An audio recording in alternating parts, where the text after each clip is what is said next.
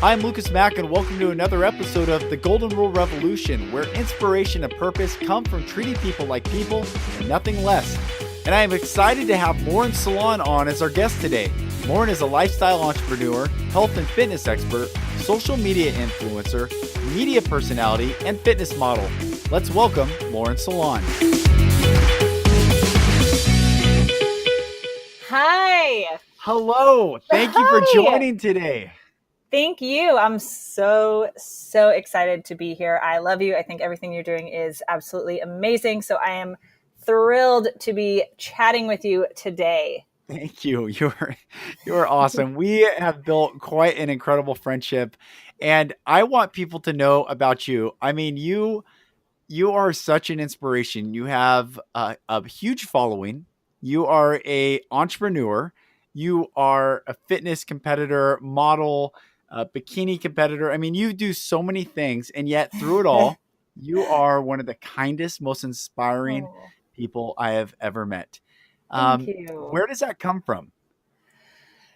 Wow. All of that. I mean, yes, to first kind of address what you brought up. Yes, I'm doing a ton of different things. And to me, it really comes down to my drive to create a life that is filled up with the things that I'm most passionate about and the things that I really, really love. So my interests, spending time with the people that I love, doing things that I really enjoy, and serving and helping others with, my unique gifts. And so what I'm doing with all of these different projects and businesses is working to pull as much of those things that really excite me into my life and into my day-to-day as possible.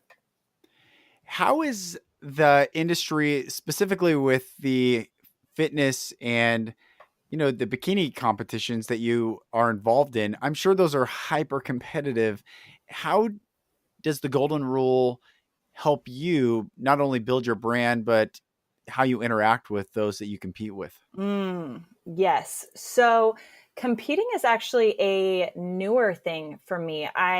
In the bikini and fitness world, I've been an athlete my entire life. I played soccer and just about every other sport growing up, and played soccer quite competitively, and have worked in fitness the last 3 or so years, but only in the last 6 months started getting into competing. And it's been a really fun learning process and an entirely new thing, something I'd never done before. And frankly, 2 years ago, I wouldn't have thought that I would have ever competed. It wasn't really on my radar or that interesting to me. And I have really, really fallen in love with it and have a ton of fun doing it. And I think as the Golden Rule applies to that, I think with fitness, in general, the Golden Rule, like the first thing about that is loving yourself first. And Right. In the fitness space, and especially in the competitive fitness space, there can be a really fine line between loving yourself and your body and appreciating your body and pushing yourself and not, I think. And so I am really, really passionate about bringing that conversation of true self-love, self-worth, confidence, and what it means to really love your body and at the same time always want to push it to the next level. I'm really excited to bring that conversation to this space in a really powerful way, because I think it doesn't always get addressed, because it can be quite a thing going through these fitness competitions, and it can be something that can mess with your head for sure.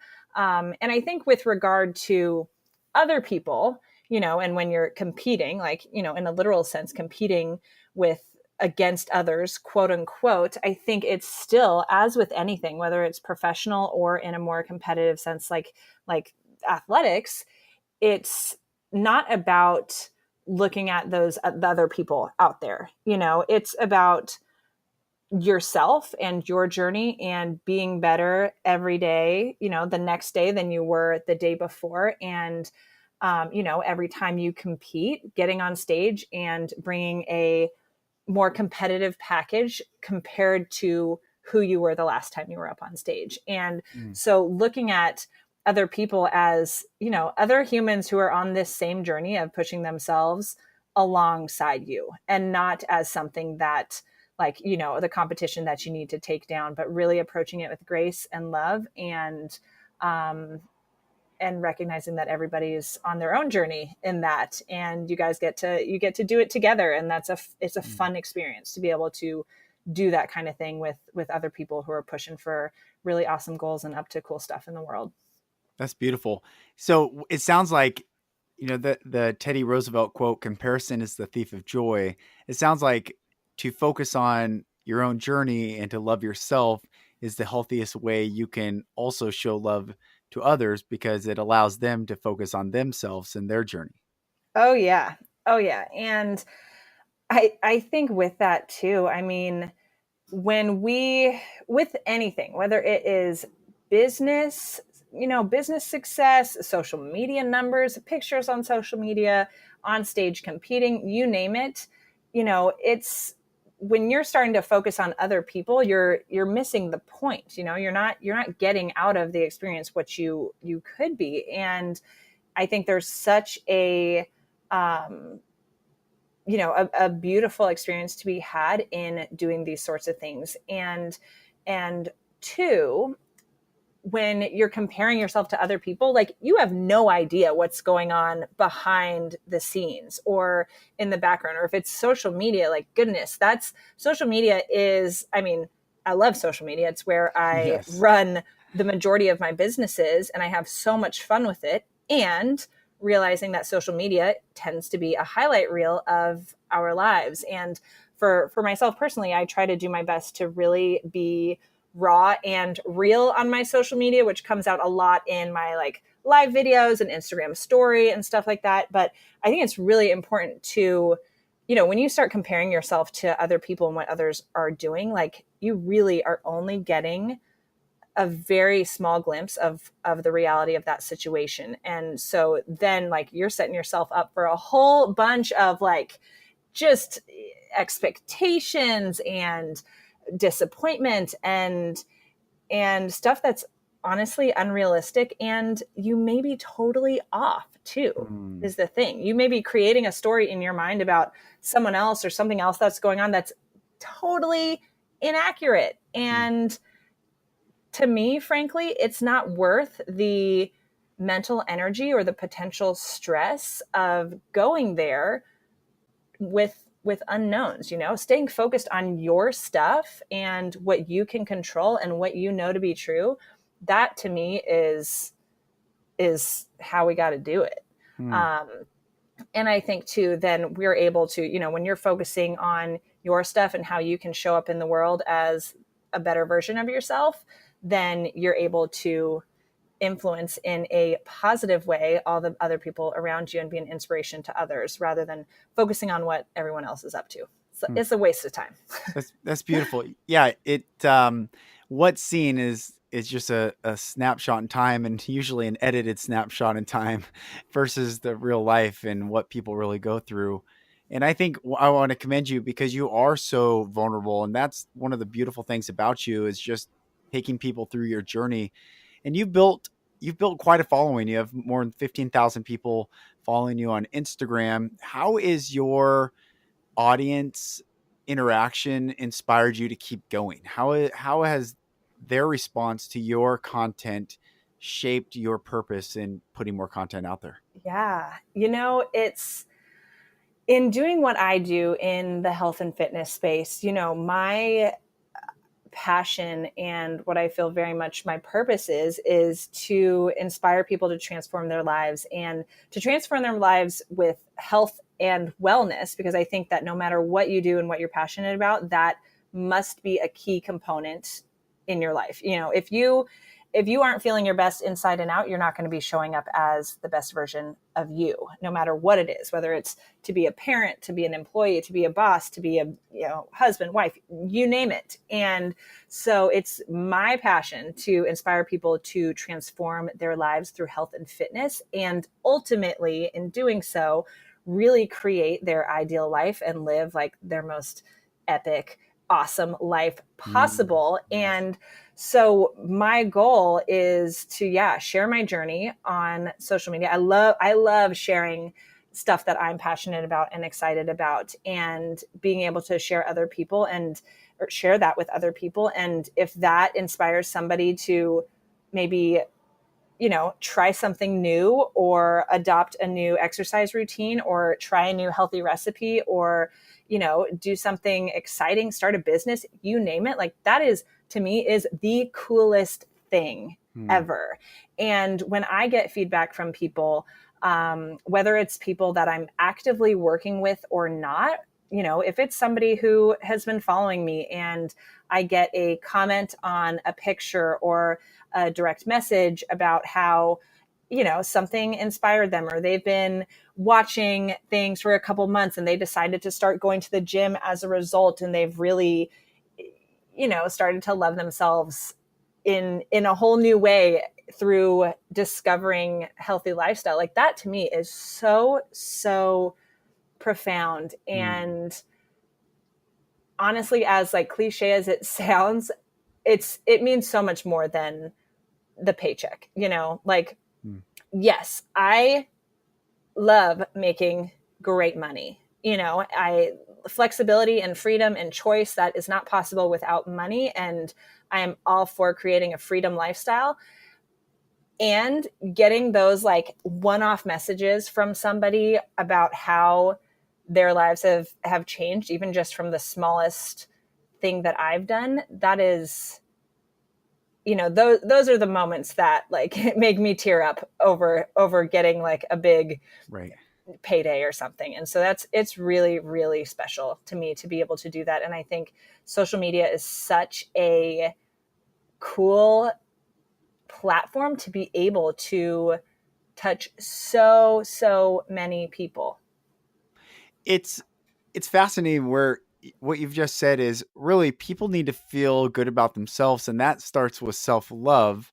And yet most of, I would say, society is looking for that external validation, especially on social Mm-hmm. media, because they are missing that self love. They're missing Mm-hmm. that positive view of themselves.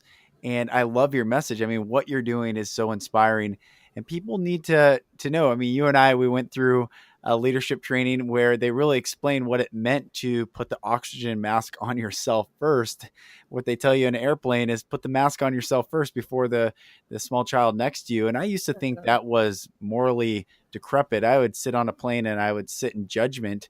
And if I could have, I would have stood in judgment against that saying at the time. I did not understand it until I realized one day, wow, if I was on a plane with my daughter and the plane went down and I put the oxygen mask on her and I died in the crash, she survived, and another dad and their kids survived, and that other dad raised my daughter, someday my daughter's going to ask those kids, well, how did your dad survive? And she's going to say, well, he put the mask on himself so he Mm. could put the masks on us.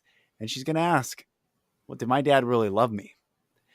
And that has profoundly changed my worldview and understanding the importance of self love in Mm-hmm. light of the golden rule. If we are to love our neighbor as ourself, the question is, wow, we really need to increase the self love so that people can be loved more Yeah. from us, not less.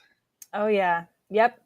And it's, yeah, I think it all starts with yourself for sure. The Mm, self-love, self-worth. And I think one of the areas for me, and I know you and I have talked about this before, but one of the areas for me that comes up, and I think too for, it can happen with a lot of entrepreneurs, is in the desire, in the hustle game, and yes. the like go workaholic type of thing. And that has been one of my great areas of learning and growth and opportunity, is to realize that for me personally, when I am go nonstop, working all the time, even when it is work that I absolutely love and I am like so excited about, that when I go too hard and work too much, my passions and the things that I love to do start to tire me out and exhaust me. Mm. And that sucks. So, Yeah. and then I'm not showing up, in my personal relationships as much as I want to be because I'm focused Mm. on work all the time, or I'm not getting enough rest. Yes. And that, oh my goodness, the sleep thing for me has been a big shift in self-worth and self-love. And in my ability to serve others and show up in my business, in my marriage, in my life, everything. Because for so long, I was like, oh, yeah, I can do everything. I'll just oh, that night I'll just sleep for 4 hours. I'm good, Mm. and But it catches up to realizing you. it catches up to you, and Yeah. realizing that, not only health reasons aside, because 4 hours consistently not healthy for you. That's it's really bad for you.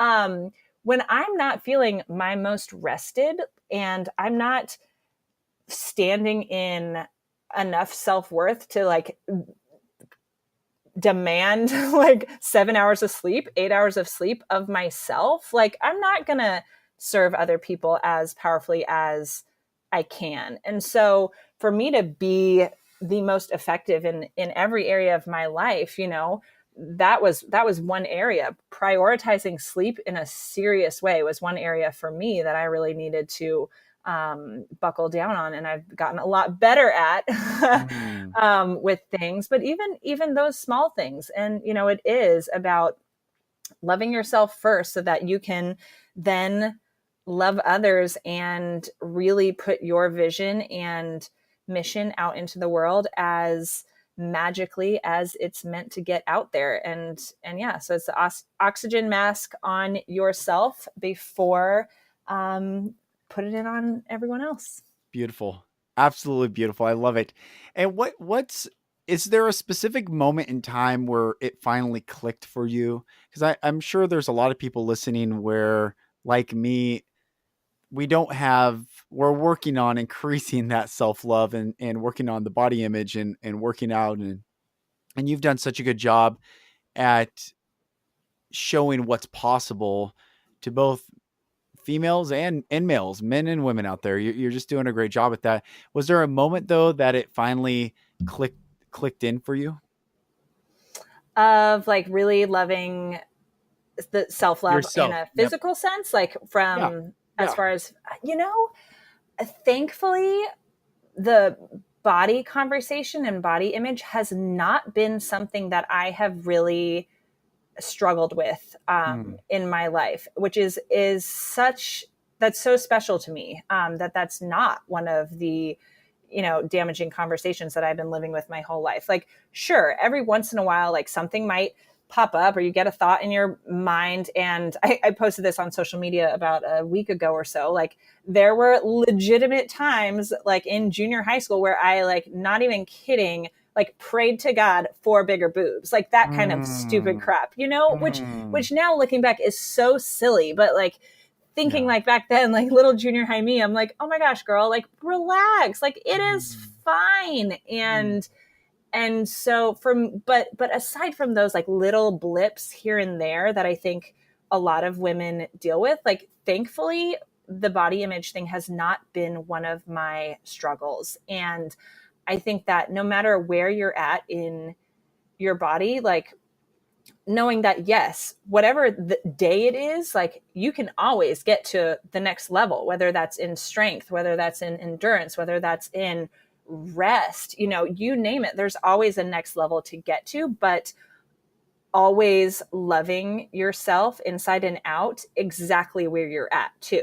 Because Mm. you're not going to the gym and eating healthy because you're mad at your body and you hate your body. It's because you love it and you want to honor your body and what your Mm. body can do. And even if what it can do today is maybe you're looking for getting a little faster, a little stronger, or yeah, maybe you'd feel better with a few pounds off or a bit more muscle on. And there's nothing wrong with that, as long as wherever you're at, you can also look in the mirror and love yourself, and feel good Beautiful. about where you're at. And I think there was actually a big moment for me, with, well, two moments that I'll talk about. I think I did my first competition, my first bikini competition in April, so not that long ago, and immediately following the competition, I mean, doing that, it's a very interesting experience for anyone who's never done one. You're on a specific diet, specific workout plan, and I did it because I wanted a new physical goal to push for. I was feeling a little routine in my workouts, and I wanted something to be competitive with and to really push toward. And so that was very much why I did it. And two, because I wanted to tighten up my habits in a lot of other areas too, like with my business. And I know, the way you do one thing is the way you do anything. So Mm. I wanted to tighten up my fitness routine, my nutrition, and what I was doing there, like in a really new way, in a really precise way, and let that focus spread to every other area of my life. And so those were kind of the two reasons I did it. And throughout the process, I thankfully did not have too much like kind of head trash going on about how my body was changing. Like it was really cool to me, like very almost scientific to me. Like every week I'm like, oh, if I change, like if my macros are changed this week one way, like this is the results with my body, like how cool. Or if I have like a ton of carbs the day before, like my muscles really pop the next day. Like being able to see how all of that affects your body was really fascinating to me, and really a really fun learning experience. And yeah, every once in a while, there were those days where I was like, oh my gosh, I look so bloated. What the heck? Like, I thought I'm Mm. supposed to be moving forward. I'm not. And then literally the next day, I'm like, oh, I was just being crazy. Everything's fine. And, but after the show, it was really interesting. The 2 weeks after the show is when I started having some of those like weird, conversations going on with myself. And realizing too, I want to make it very clear for everybody listening, like the body that you step onto stage with for fitness competitions, that is literally only sustainable for that day. So Mm. the few days before that, you're manipulating your water intake and your food intake in a way that is not sustainable. It's sustainable for like 2 days, three Mm. days, maybe a week. Some people do a week, but it's not long-term sustainable. So when you're dehydrated and not eating the normal amount of calories that your body wants, like, yes, your body is going to look different. And so, whatever you're stepping onto stage with, like, it's really important for people who are doing competitions and watching competitions to know that that picture on stage, that's literally like a 4-hour body. Because as soon as you start drinking water again, as soon as you have food again, things shift. It's not going to shift dramatically, but yes, they change again. And the scale goes up. Like, I think in my last week before my show, I lost an additional 5 pounds. I was Wow. so lean Wow. that, yeah, for me, it was really good to know. Like, I thought it was interesting to know, like, how my body is adjusting. But I also very much knew that that weight that I was stepping onto stage with was literally because I had no food in my body or water. Like, Mm. and I knew, like, oh, as soon as I get a drink of water after this show, like, my body's going to go back to my normal weight, and that's fine.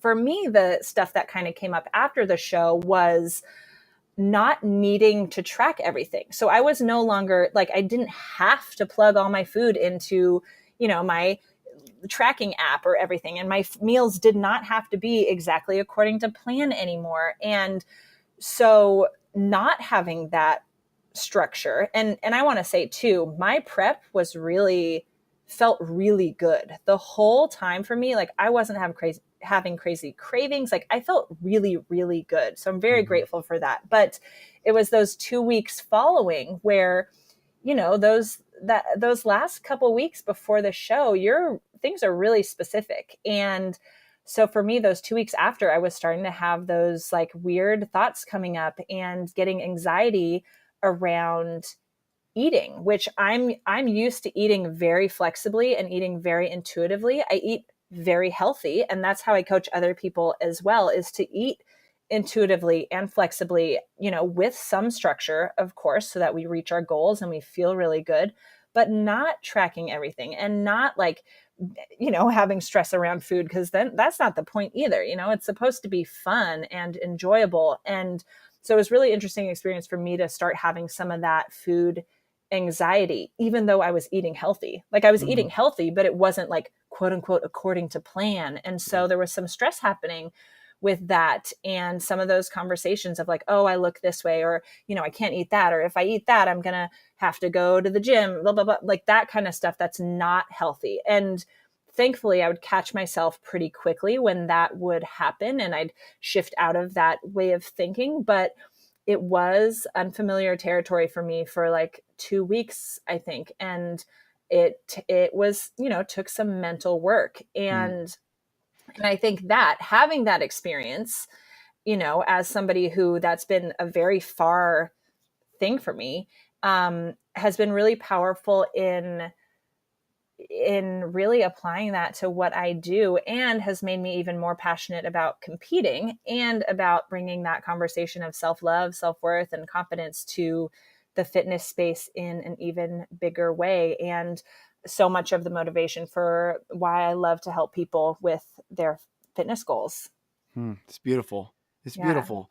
What Thank you. what is a what are some suggestions that you see out there for people to get in better shape that they should stay away from? That the people that are listening and Mm. the audience that's listening, um, we're all trying to be better, and some advice is good, some advice is not good. What is Yeah. some not good advice that you recommend people shine away from? Honestly, I mean, there's a lot to stay away from, of course. I think that kind of the biggest like blanket thing to stay away from would be if people are promoting some like, get lose weight really fast sort of thing, or just take this drink or this pill and you'll get XYZ results, or just do this and this will happen. Like things that sound too good to be true when it comes to health and fitness are like, it's too good to be true. Like it takes work. That doesn't mean that it's going to be hard and that the journey is going to suck, but being being healthy, like it's about exercise and nutrition. Like as simple as that, that's what it's about. So if you're not exercising and you're expecting to see really dramatic results or to add muscle, you're gonna have to have a really really precise diet to get there. If you are expecting to go to the gym but then eat like crap all the time and wanting results, like you're also not going to get them. It's about a balance of exercise and nutrition. And with that, nutrition does play the bigger role. So nutrition is about 80% of the game. So if you've got, really limited schedule or time or whatever the case is, you're going to see more results by shifting your nutritional habits than your exercise habits, but both are really really important. And so yeah, so that's my biggest thing, is if it seems too good to be true, or people are like, oh, you just do this one thing and then all of this happened, it's not likely that that's the truth, or that that's healthy for Hmm. you. So that's my biggest thing to look out for, is that it's still like, we still haven't like, we're not going to beat exercise and good nutrition. Like that's how it happens. So being really intentional about any supplements that you're taking. Like I don't recommend like fat burning type stuff or diet pills, because those often are going to, either they're full of unhealthy stuff or they raise your heart rate. Like, there's lots of crazy stuff out there that's promoted as healthy, or that can, help you lose weight, but it may be really, really bad for you. Hmm. So those are my kind of things. And then like any like creams for weight loss, or like, you know, wrap kind of stuff, or like waist training type stuff, those aren't really effective solutions for health and weight loss either. Hmm.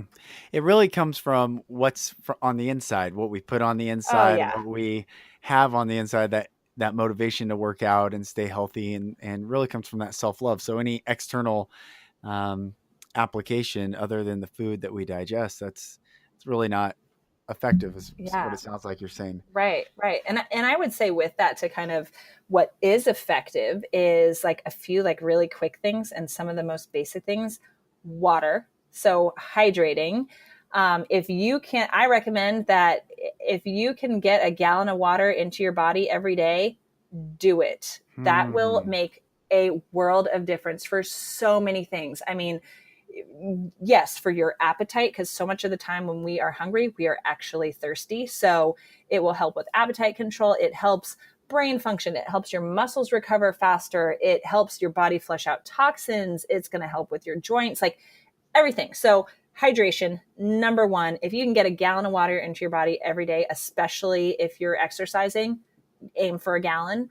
And then I'm a huge fan of intermittent fasting. If anyone needs info on that, they can, of course, reach out to me. Yes. And then moving your body every day. That doesn't mean going and spending 2 hours at the gym every single day, but moving your body, like getting up in the morning, having a glass of water, and going for a walk outside, just getting your body moving. So those are my like super basic tips. Like even if all you can do as far as exercise is like 20 minutes a day or 20 minutes 3 times a week, like get your body moving. Love it. Love it. And last question for you. For those out there listening who are struggling with their body image right now, struggling Yeah. with their self love, struggling with maybe life in general, and it all stems from that self love, that positive self view. What advice do you have for them? Mm. With that, I would say that, wherever you're at right now is exactly where you are supposed to be for what you need for yourself, your life, for whatever you are working on.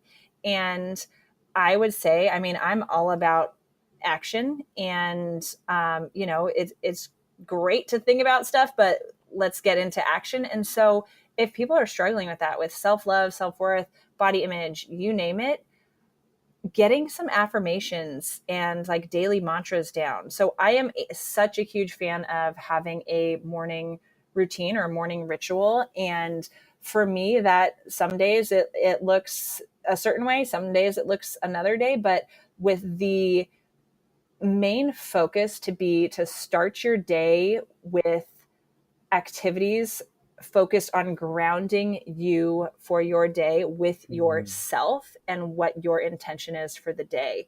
And so having affirmations that you do, and if it's about body image, making sure that you've got some affirmations in there that speak to a supportive body image, like, and saying things like, I love my body inside and out, and it does like amazing things for me, and my body is healthy and beautiful, and whatever that is, that's going to support whatever you're working on. So having affirmations, doing some visualization, goal visualization, whether that's personal, professional, fitness, you name it. So visualizing yourself as if you've already accomplished the things that you are working on, because it gets your brain starting to, your brain and the subconscious will start to do the work to get there even faster, and you start to embody the attitude and the traits and the habits of somebody who has achieved those things.